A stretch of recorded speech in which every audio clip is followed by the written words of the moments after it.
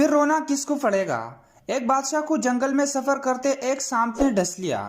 شاہی طبیب اپنی تمام تر کوششوں کے باوجود زہر کو جب بادشاہ کے جسم میں پھیلنے سے نہ روک پایا تو زاروں قطار رونے لگا۔ اتنے میں ایک درویش سا شخص وہاں آیا۔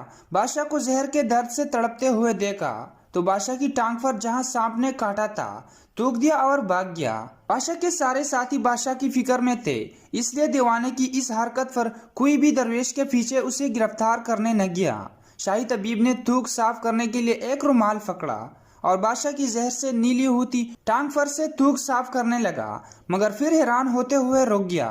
اس نے انگلی سے تھوک کو سانپ کے ڈھسے پر اچھی طرح مل دیا، جس سے فوراً ہی زہر کا اثر زائل ہو گیا۔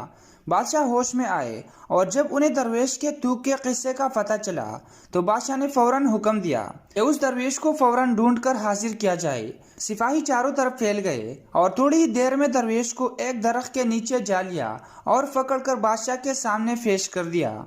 بادشاہ نے ادب سے درویش سے کہا، ہم گناہگاروں کی آنکھ آپ کو پہچان نہ سکی، جس کے لیے میں معذرت چاہتا ہوں۔ آپ سے درخواست کرتا ہوں کہ میری طرف سے یہ قیمتی پوشاک اور عربی گھوڑا قبول کیجیے۔ درویش نے مسکرا کر بادشاہ کی طرف دیکھا اور بولا، یہ گھوڑا اور پوشاک کی بہت قیمتی ہے۔ میں یہ پوشاک پہن کر اس گھوڑے کے لیے گھاس کاٹوں گا تو اچھا نہیں لگوں گا۔ بادشاہ نے کہا، آپ فکر نہ کریں، گھوڑے کے ساتھ خدمتگار بھی دیے جائیں گے۔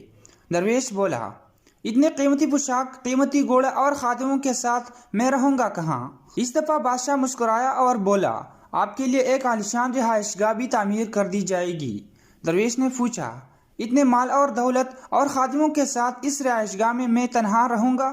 بادشاہ بولو، حضور، میری بیٹی شہزادی گلنار کی شادی آپ سے کر دی جائے گی۔ درویش بولا، اگر آپ نے میری شادی کی تو پھر میرے بچے بھی ہوں گے؟ بادشاہ نے جواب دیا، بالکل ہوں گے، ہماری دعا ہے کہ آپ کو کثیر اولاد ملے۔ درویش بولا، اگر ان بچوں میں سے کسی بچے کو یا ان کی ماں کو خدا نخواستہ کچھ ہو گیا تو پھر رونا کس کو پڑے گا؟ بادشاہ نے جواب دیا، حضور، اگر خدا نخواستہ ایسا ہوا تو رونا تو پھر آپ کو ہی پڑے گا۔ درویش مسکرا کر بولا، اگر یہ سارا کچھ لے کر مجھے رونا ہی پڑے گا تو بادشاہ سلامت، آپ اپنا گھوڑا اور قیمتی لباس واپس لے لے، میں اپنی درویشی میں خوش ہوں۔ بے شک اللہ پاک نے اپنے نیک بندوں کے لیے آخرت میں اجر عظیم اور غموں سے پاک ابدی زندگی رکھی ہوئی ہے۔